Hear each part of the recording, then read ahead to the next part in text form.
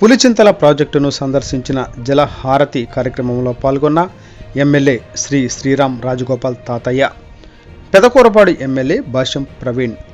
ఎన్టీఆర్ జిల్లా జగ్గయ్యపేట నియోజకవర్గం జగ్గయ్యపేట పట్టణంలోని ఈ రోజున జగ్గయ్యపేటలో పులిచింతల పవిత్ర సంఘంలో జల హారతి కార్యక్రమంలో పెదకూరపాడు ఎమ్మెల్యే భాష్యం ప్రవీణ్తో కలిసి జగ్గయ్యపేట శాసనసభ్యులు శ్రీ శ్రీరామ్ రాజగోపాల్ తాతయ్య పాల్గొని జల హారతి పట్టి కృష్ణమ్మకు పసుపు కుంకుమతో పాటు చీర సారెలను సమర్పించి గేట్లు ఎత్తడం జరిగింది.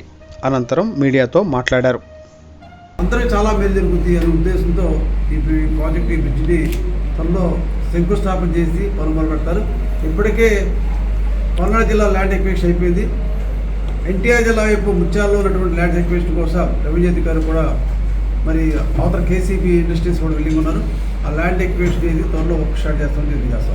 ఈరోజు జలహారతి అదేవిధంగా ఇటు పక్క ఎన్టీఆర్ జిల్లాని కలుపుతూ కృష్ణానది మీద ఇటువైపు ముత్యాల ఇటువైపు మాదిపాడు గ్రామాల మీదుగా కృష్ణానది ఐలాన్ బ్రిడ్జ్ ఒకటి 60 కోట్లతో నాబార్డు నిధులతో శాంక్షన్ అయింది. త్వరలో మరి వర్క్ కూడా స్టార్ట్ చేస్తారు.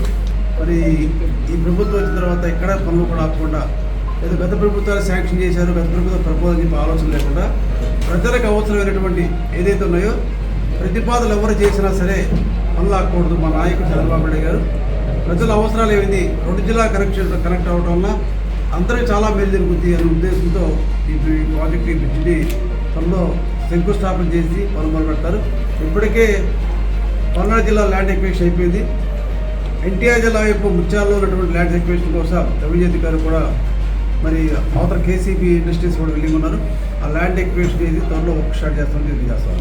ఈరోజు జలహారతి చిత్ర ప్రాజెక్టులో కృష్ణమ్మకి జలహారతి ఇస్తూ ఈరోజు ప్రభుత్వ కార్యక్రమం లాంఛన చేసాం. ఇప్పటికే 6 గేట్లు లిఫ్ట్ చేయడం జరిగింది. మరి తెలుగుదేశం ప్రభుత్వ అధికారం వచ్చిన తర్వాత వర్షాలకి సాగుని ఎటువంటి ఇబ్బంది లేకుండా నిజంగా ప్రజలందరూ రైతాంగం సంతోషపడే విధంగా మరి దేవుడు కరుణిస్తూ ఉన్నాడు. రైతులు అదేవిధంగా ప్రజలు కూడా అందరూ కూడా సంతోషంగా ఉంటారని చెప్పి మేము ఏదైతే దేవుడు ప్రార్థిస్తా ఉన్నామో అదేవిధంగా అన్ని విధాల వాతావరణం కలిసి వచ్చింది. రైతులకు అన్ని విధాలుగా అండగా ఉంటామని చెప్పి మా ప్రభుత్వం చంద్రబాబు అధికారంలో ఉండే వర్షాలు కనబడుతున్నది. 3 సంవత్సరాలుగా ఈ ప్రాజెక్ట్ నడలేదు. 45 TMC కెపాసిటీ ఉన్నటువంటి ఈ ప్రభుత్వ ప్రాజెక్టు ఇప్పటిదాకా 3 సంవత్సరాలకు నడలేదు.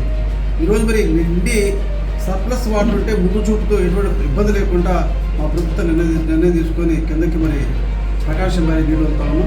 మరి దీని యొక్క శుభసూచిగా అవపడతా ఉంది. వాళ్ళ ఉన్నమాటికి మాత్రం కూడా